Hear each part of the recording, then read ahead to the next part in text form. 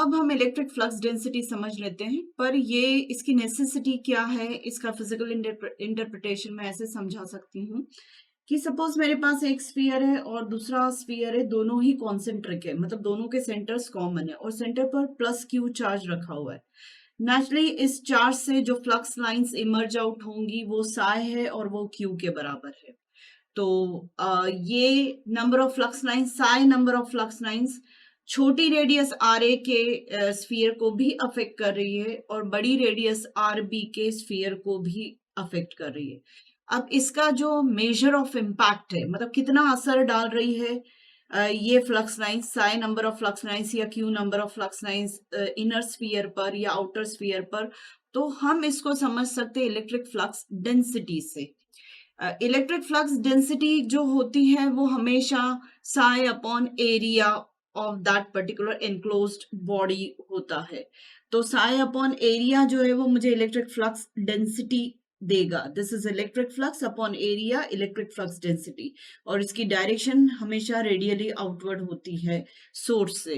तो साई की जगह मैं क्यू सब्सटीट्यूट कर सकती हूँ, और अब मुझे अगर इनर स्फीयर पर या किसी भी स्फीयर पर निकालना है तो मैंने यहाँ पर स्फीयर के क्यू जो है वो स्फीयर के सेंटर पर रखा हुआ चार्ज है, जिसकी वजह से psi number of flux lines emerge out हो रही है, और ये psi number of flux lines are radius के स्फीयर के सरफेस को कट करते हुए बाहर निकल रही।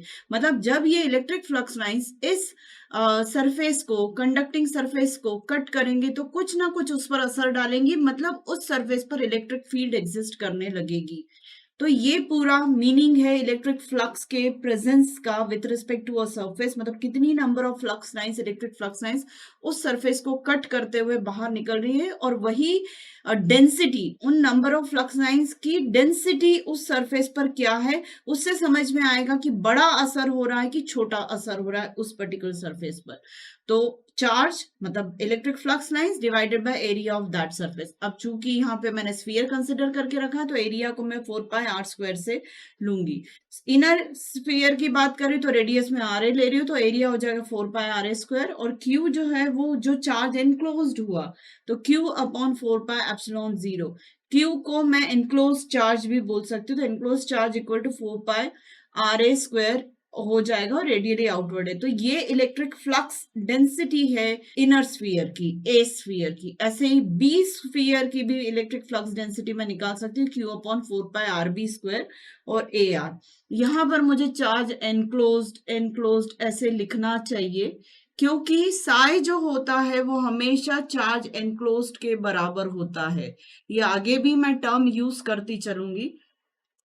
अब ये तो समझ में आ रहा है कि जो स्फीयर क्यू चार्ज के पास में होगा उस पर ज्यादा असर पड़ेगा चार्ज का, जिसकी रेडियस ज्यादा है उस स्फीयर पे, या जो ज्यादा दूर है सरफेस चार्ज से उस पर कम असर पड़ेगा। मतलब इलेक्ट्रिक फ्लक्स डेंसिटी बी की जो होगी वो छोटी होगी ए की इलेक्ट्रिक फ्लक्स डेंसिटी से। ठीक है, अब इलेक्ट्रिक फ्लक्स का भी फॉर्मूला अपन जानते हैं क्या है।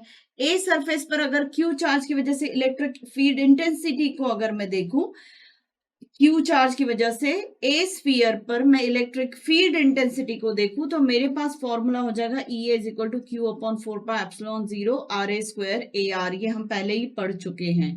जब इस फॉर्मूले को और डी ए के फॉर्मूले को मैं कंपेयर करती हूँ तो मुझे मिलता है D A is equal to epsilon 0 E A. मतलब जनरलाइज करूं अगर इस पर्टिकुलर रिलेशन को, तो D electric flux density is always equal to epsilon 0 E, and this is in the free space. अगर कोई और स्पेस होगा, कोई और मीडियम होगा, तो एप्सिलॉन 0 एप्सिलॉन आर दोनों आ जाएगा।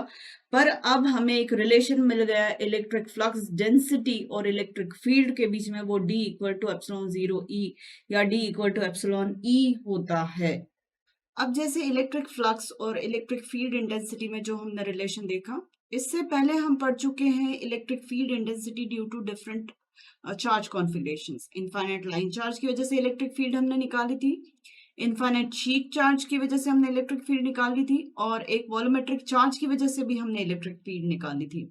तो सबसे पहले मैं डी फाइंड आउट करके बता देती हूँ, due to infinite line charge, infinite length of line charge. तो एप्सिलॉन 0 ई, तो ये फॉर्मूला होता ही है। ई की जगह मैं rho l upon 2 pi epsilon 0 r, ये फॉर्मूला है हमारा इलेक्ट्रिक फील्ड का due to infinite length of line charge. तो वो सब्सटीट्यूट किया, स्पेस हमारा फ्री स्पेस ही है, तो एप्सिलॉन जीरो कैंसिल आउट हो गया।